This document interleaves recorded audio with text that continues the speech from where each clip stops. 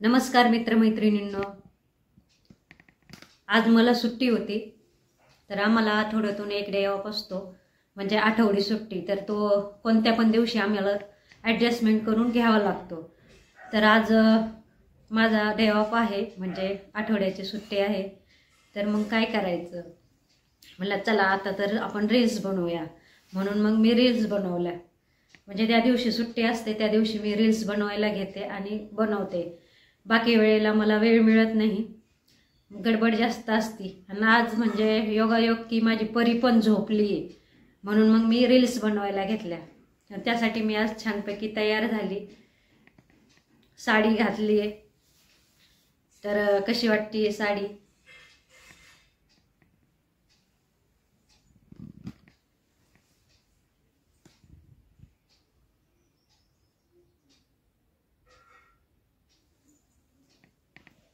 Camera पकडायला तर कुणीच नाही, माझ्या मोबाईलवर मीच माझ्या रील्स बनवते आणि मीच शूट करते. व्हॉइस द्यायचा म्हटलं तर इकडून आवाज येतोय. शेजारी बांधकाम चालू आहे, सर्व बांधकामाचाच आवाज येतोय. मध्ये मध्ये कुंत्रे पण भुंकतायत, त्यामुळे त्या गोष्टी शक्य नाही. ज्यावेळेस शक्य होईल त्यावेळेस करू, म्हणजे प्रयत्न तर करणार आहे मी. एक दिवस यश नक्कीच मिळेल याची आशा आहे. कारण कोणती पण गोष्ट स्ट्रगल केल्याशिवाय आपल्याला काही मिळत नाही. आपल्या जीवनात स्ट्रगलच आहे, तसं प्रत्येकाचे आहे. काही लोक असतात नशिबवान का त्यांना पटकन कोणत्या पण गोष्टी मिळतात, तसं माझं नाही आहे. मी स्ट्रगलच करते. तर होईल थोडा थोडा फायदा हळूहळू. आवड आहे म्हणून पण करते. इकडेच्या गोष्टीत लक्ष देण्यापेक्षा थोडासा विरंगुळा आणि आपले छंद आपण जोपासायलाच पाहिजेत. कारण कामाच्या व्यापातून वेळ मिळत नाही. मग आपले छंद जोपासायचे कधी? आपण हसायचं कधी?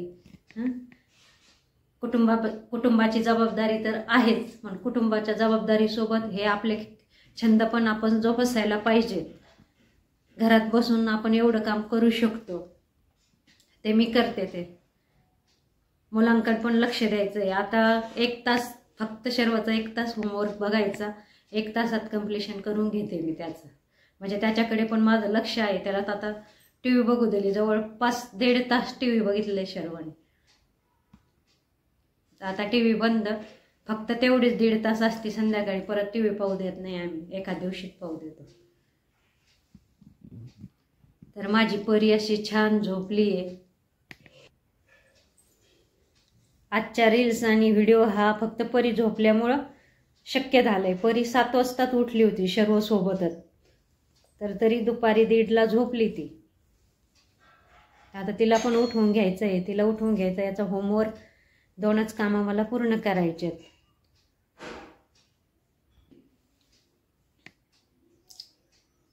साडीवरच व्हिडिओ किंवा रील्स बनवलेला चांगला वाटतो, कारण साडीवरच स्त्री सुंदर दिसते. म्हणून मी शक्यतो साडीच घालते.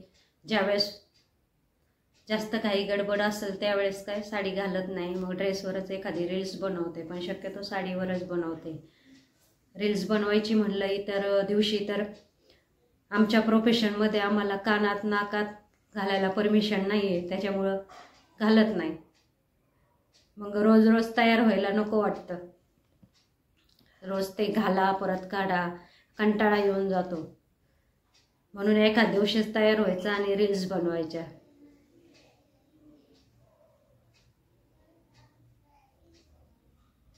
हे पाठीमागे आमचं देवघर आहे. तुम्ही म्हणाल देवघर वरती का लटकवलेलं आहे? तर वरती यासाठी लटकवलं, परी सगळे देव खेळण्यासाठी घेते.